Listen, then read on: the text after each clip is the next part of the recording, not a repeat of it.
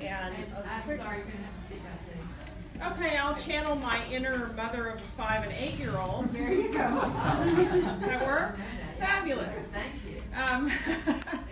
So I am I have, before I started doing personal development coaching that I do now, I used to coach people on social media and marketing strategy. And one of the things that I would always find is everyone's trying to paint themselves inside of the box of, you should do this, and trying to look slick and glossy and not necessarily truly authentic, but more like curated. And there is strategy for both curating your marketing and then also becoming truly authentic. And in between all of that, there is your unique way of self-expression. Ways that are neurologically patterned in your brain that you cannot change, because that's how you're wired. You could spend a lot of money and time trying to make yourself into something you're not, but instead, I find that when you will express yourself as you truly are, and be more conscious of how different other people are rather than just running the way you are, you can create more powerful connection and relationships. So my intent today is to highlight something that is literally sitting in the palm of your hand that actually indicates how you express love and communication in the world and how others do. So in the palm of your hand, now I am not a palm reader or a fortune teller, because that's always the first thing, and then the next thing is that the devil, because I'm in Nashville. None of that, but I am a scientific hand analyst in addition to all the coaching and business strategy that I've got. And in the palm of your hand, there is a line for most of you. There are actually some of you who don't have this line. And it starts underneath your pinky finger, and it goes to either your middle finger, or it goes out towards your thumb, or towards your pointer finger. Does everybody find it? Your right hand? Like a creed. It's in both hands. Both hands? So look at your dominant hand, the one you write with, because your non-dominant hand is closer to the heart. That's the more close personal intimate relationships that you have. You'll express communication the way it shows up in that hand. And then the dominant hand is what you show the world. So there is actually subconscious patterns in both of these. So we're going to look at your dominant hand, the hand you write with, and these 4 lines. So you get about a minute tutorial per line. And your hands, you might have 2 different ones. So look at where they land.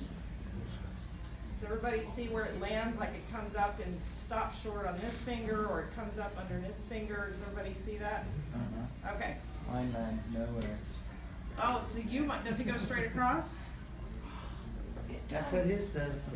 All right, so straight across people actually are gifted. You guys, your head and your heart run together, which means that somebody might actually say that you're very logical and not necessarily highly emotional.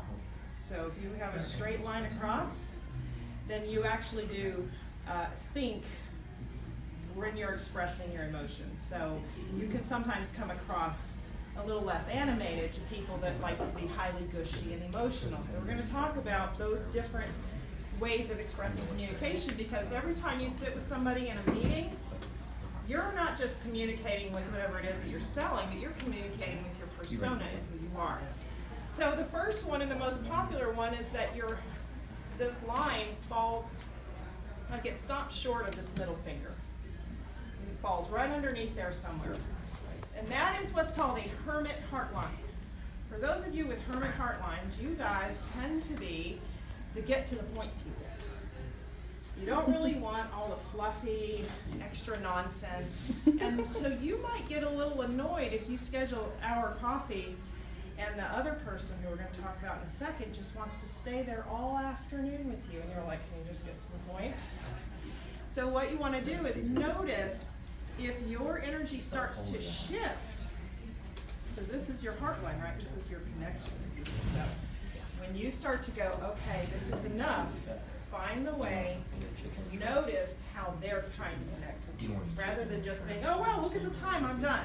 Because when that other person feels that disconnect from you, they go, well, I guess they're just not interested.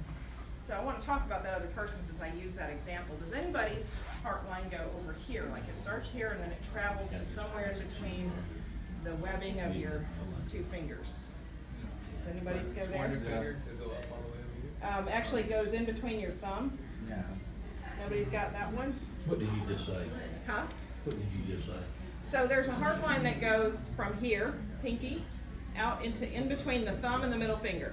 Anybody have that? The whole. So that is what's called a romantic idealist. They like long walks on the beach, meaningful conversations. They love if you get send out cards and send them to them. They love the sense of connection and relationship. They don't understand why other people are a little short with them or why they don't want to stay for 2-hour one-on-one coffees.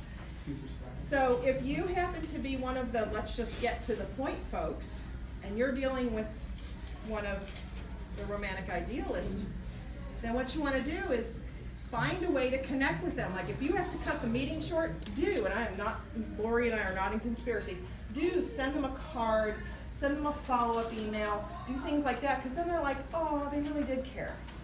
For them, it matters. And for if you have a romantic idealist heartline, the same thing. You might send a card to someone, and then you never hear from them, and you're like, what's their problem? I don't understand why they didn't say thank you. And it might not just be for them as big of a deal. So you express yourself however you authentically are, but I want you to notice how these other personalities are. So now, the third one is what's called a passionate heart line. The line goes up in between these two fingers. Anybody have one of those? Okay, you guys are the life of the party. You walk into the room, the show is on. I have double passionate heart. This is called passionate heart line. Passionate heart line, the best thing you can do is try not to pretend you're not actually the center of attention. And what I mean by that is that you have this very vibrant, outgoing, playful energy. And what tends to happen is that passionate hearts will tend to try to box themselves into nice, polite, social etiquette, because that 60% of the people that have that just get to the point line are like, you guys are a little extroverted and a lot of energy. Well, the best thing you can do is unbox yourself. You will become most memorable by not putting yourself in that box. If you actually have the power to stand up in front of the room, or you're the person that when you walk in, the party starts, go ahead and fully embrace that, because that's the thing that will stand out in people's mind. And they actually might just be slightly jealous of the fact that you have that kind of extroverted energy. And as a leader and as a speaker and as a marketer, that is one of your most unique gifts. So if you have a passionate heartline, don't pretend to not be that passionate, expressive self that you are. Now, the people who have the hardest time in social media, especially these days, are the big hearts. You have a line that goes up and connects under this pointer finger. If that's you, you do not like confrontation. You do not generally like uncomfortable, uneasy, or pushy people. You're like, why can't we all sit around the fire and be nice? And you're disturbed oftentimes by abrasive communication, bossy sales letters, and pushy types of approaches from other people, especially like, say, the passionates that walk into the room and you're like, hey, what's up? And you're like, can't we just all be nice and stand around and honor each other? So the way that you think about this is that when you're walking out into the world, you have your unique style and way of emotion. And when I do this with more time, I also will use the love languages test, which I encourage you to go take. Does everybody want to know about love languages test?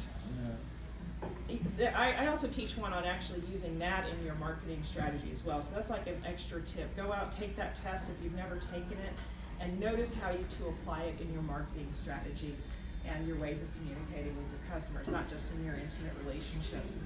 And so the whole point of this is that, you know, in a world where we tend to get really stuck up here in our heads, if we can drop back into our hearts, and even if you tend to get jittery going into a networking event or standing up in front of a stage, you will literally just put your hand on your heart, get your feet grounded, get yourself centered and back into your body. That's so often we live up here. We've got these phones in our hands all the time, and GPS telling us where to go, and trying to get the right post on social media. And we get out of here and we stay up here. So the point of this little discussion is to point out to you your unique wiring for how you express love, how you connect with others in love. And love is a bigger word than just Valentine's Day and romantic connection. When you stand in the power of unconditional love in your communication, you will have a greater sense of truth. You'll have more peace. You'll have less worry about whether or not your competition is down at the other end of the table and how, oh my gosh, there's another realtor in the room, or whatever.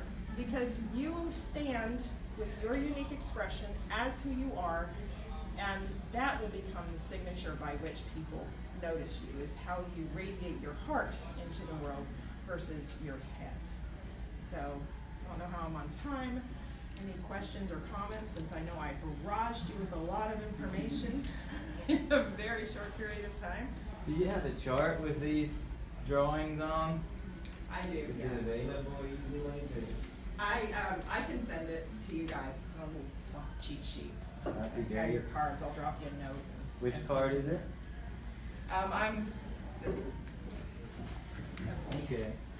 So, yeah, so I do, and I do also teach this in a broader, like a broader perspective. As I said, integrating also the love languages in, which, you know, just a quick tip about love languages. Acts of service. So who, by show of hands, who knows their love language? Okay. The rest of you, homework is Google Gary Chapman and the 5 love languages and go take that test. There's the acts of service. So those are the people who like to literally like take you to lunch, or actually not even take you to lunch so much as like they want to help you. They want to do something for you. And they're just, that brings them joy. There is quality time. Those are the people that love to meet with you one-on-one, and if all you want to do is talk phone calls with them, they are not going to connect with you in the same way. There is physical touch, which you think, oh gosh, that doesn't work in the professional world, but actually it does. And one of the things to pay attention to is hugging and shaking hands. Like someone who their love language is not physical touch. Be noticing how close you stand to them. Like that's an exercise in itself, is noticing the boundary space between you and another human being. And so, but if physical touch is their thing, they're right up on you. And you're like, okay, and you stay over there. But if that's physical touch for them, then that they're not even thinking about it. It's a subconscious thing. Like the physical closeness of them and the other people is actually inspiring for them in terms of how they connect and how they're relating. And then there are words of affirmation. That's the congratulations, that's the send out cards, that's the, oh my gosh, you know, thank you so much for what you did. You did such an awesome job. So I covered acts of service, physical touch, Yes. words of affirmation. I missed Well, one. yes. I actually have the book, just happen to have the book I'm reading in, so.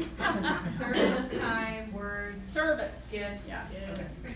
Service are the folks that are the ones that will make sure that they take you, they bring you a casserole when you're sick, and you're like, I just had a cold, and they're like, no, it's, you know. So those are the love languages. You can wrap them into your business. I think I have used up all my time, so remember your heart expression and how you express yourself in the world, and also your love language. Both of those are not just for your personal relationships. They are powerful tools in how you connect and relate with every single human being you come in contact with, even the ones who seem to not have much personality. So just keep these things in mind. Awesome.